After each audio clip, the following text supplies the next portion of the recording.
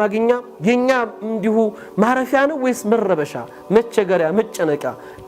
ሐመል خروج ነው ስንገባ መውጣትን አስበንና ጭንቀትን ይዘን እንጂ ምን ሰግደው በዛ አይነት መንፈስ አይደለም ምን ሰግደውና በዚህ ስሜት ሶላታችንን ብንሰግደው ከብዙ ችግሮቻችን ከብዙ ጭንቀቶቻችን እንገላገላለን ዛሬ ጭንቀቱ በስቷል ሐሳቡ በርትቷል ሁሉም ሰው በየቦታው በትንሽ በትልቁ ይጨነቃል ከዚህ ጭንቀት በምን እንውጣ መፍትሄው ሶላት ነው እንደ ሙእሚን ሶላት ብዙ ነገራችንን ያስተካክላል ሶላት ብዙ ነገሮቻችንን ለውጣል ሶላት ለኛ ማረፊያ ይሆናል ለዚህ ነው ነብዩ ሰለላሁ ዐለይሂ ወሰለም በሐዲሳቸው ላይ ሶሉ ከማ ረአይቱሙኒ ይصلي ያሉት እኔ ስሰግድ እንዳያችሁኝ ስገዱ ያኒ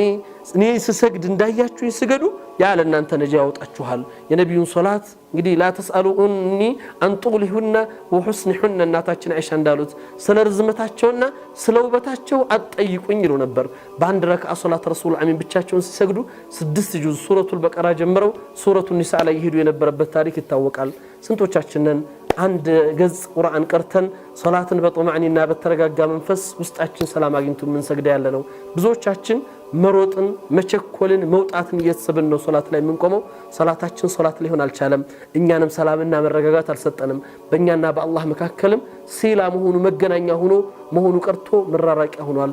ለብዙ ጭንቀቶቻችን ነጃ መውጫ ዛሬ